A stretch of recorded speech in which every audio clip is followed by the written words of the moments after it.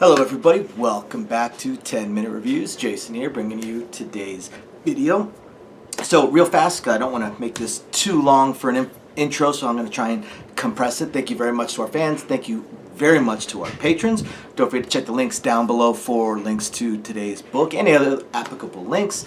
And don't forget to check the end of the videos for details on our contests. I'm going to be running a contest on the main channel, and I'm going to have a couple of contests on the Patreon. So don't forget to check that as well. Got a bunch of signed books and stuff that I want to give away. Otherwise, I'm going to go ahead and jump straight into today's video. Don't forget to check those links down below, guys. Got more information down there. Catch you soon.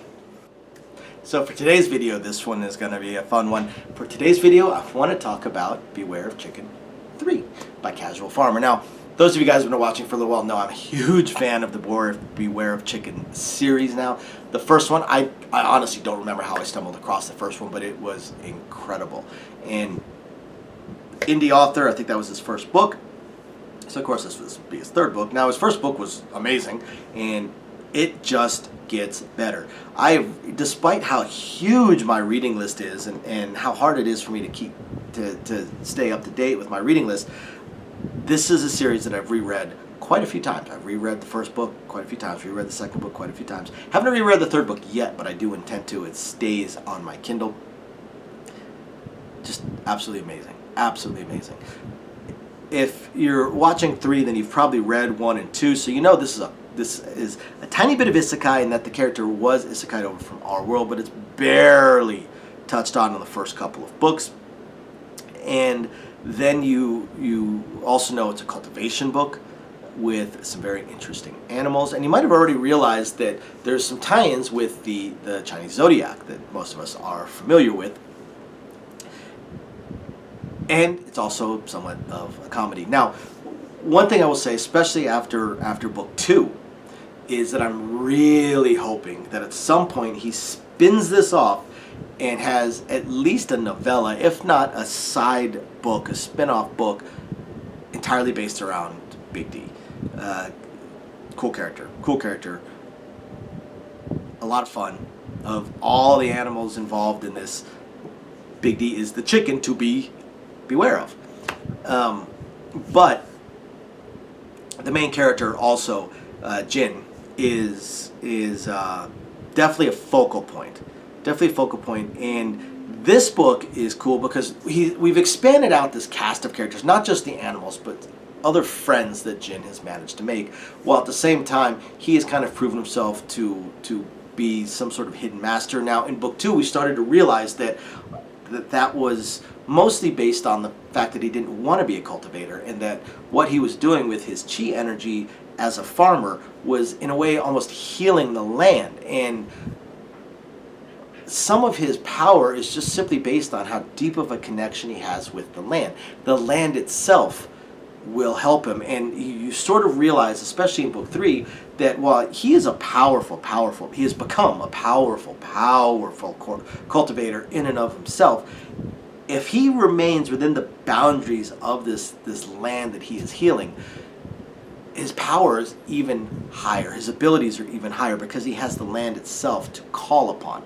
Now, in the first book, he thought he was incredibly weak. In the second book, he was starting to understand that maybe his different ideas and the fact that he really doesn't want to fight and doesn't want to be part of this cultivation, constant war, constant battle sort of thing, he's still managed to become pretty darn strong, and he's started to realize that. And he started to notice that it's weird, but all the people around him all seem to be strong in and of themselves, and getting stronger in and of themselves. He seems to be almost creating unique spirit beasts and unique people in a way. Even people that are unique due to bloodlines, somehow they end up in his orbit. So by book 3, especially during book 3, he really comes into himself as far as his understanding of his own confidence in himself. The first book, he was scared. The second book, he just wanted to be left alone, but he was confident enough that he could handle things. He just didn't realize that his confidence in handling things was a confidence in handling things that should have been far above him and above his abilities. While in book 3, now he just has that confidence. He just knows he can handle it. He can handle whatever comes his way, and even people that are significantly stronger than him, or should be, or whom he thought were significantly stronger, are no real threat to him anymore. So book 3 deals with the tournament that is mentioned in book 2. There's a few other side things going on that are really, really funny with Jin, and how he does things thanks to kind of his earth mentality and the weird power level that he has, and the weird creatures around him. And he, of course, gains more of his zodiac, I suppose, because what was missing? There's a few missing, but one that was missing, a monkey. He does get a monkey, and the monkeys in this are really, really cool. Now, this actually does tie back into book 2, not just with the tournament that was mentioned that is now being partaken in book 3, but also with Big D's little few chapters of his exploration and his side things that he did in book 2 that led to some questions that he went back to his master to help him answer, and his master, Jin, can't understand him either, but they might know people that can help. So he's just doing his day-to-day farm business while also trying to help Big D with his little quest, while at the same time his past is coming to haunt him. His past former sect. We already discovered in book 2 that Jin is the mind inside Jin was isekai'd from somewhere else. The body was not as weak as he thought. I mean, it was not a super powerful cultivator either, but was not the nobody that he thought it was, but actually had connections with some very strong people. And now they've learned to regret some of their actions from what sort of spawned the first book, actions that occurred before the first book. And they're reaching out to Jin.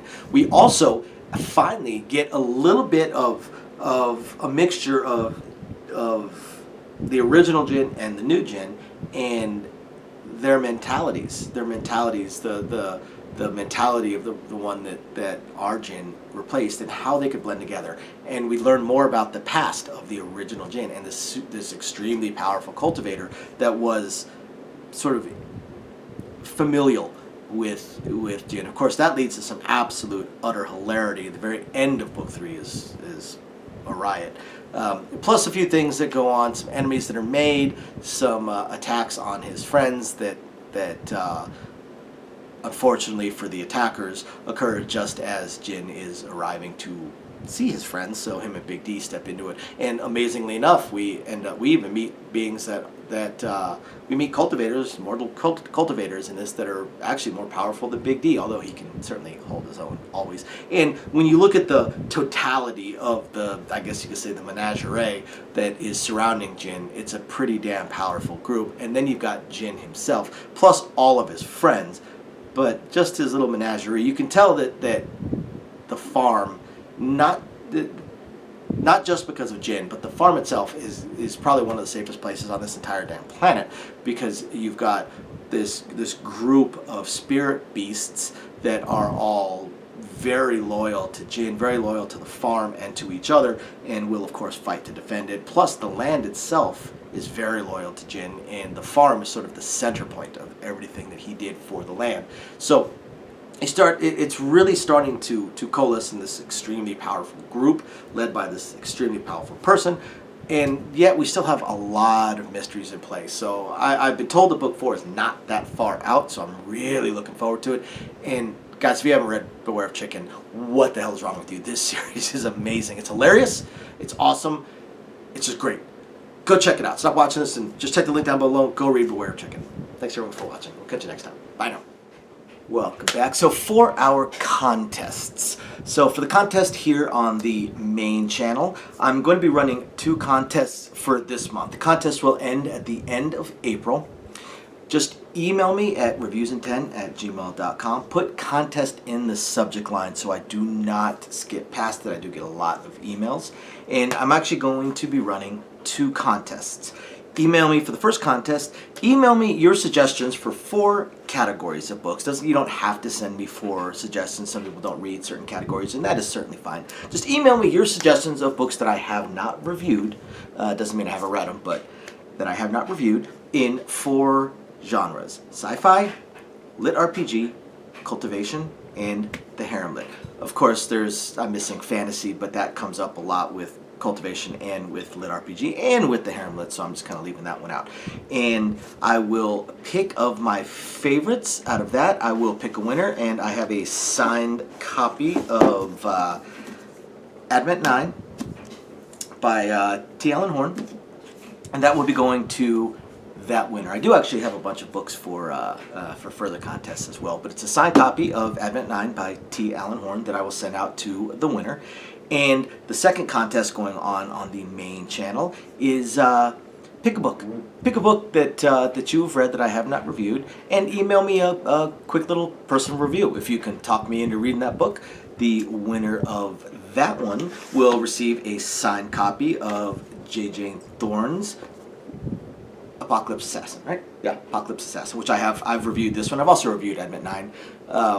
So again, put contest in the subject line, and if you're interested in maybe getting a complete set of Mickey Carre's or the Heavy Weight of It All Book 1, also signed, check out our Patreon. I've got 2 contests that will be going on there as well. Thanks everybody. Hope you guys enjoy the videos, and don't forget to email me. Bye now.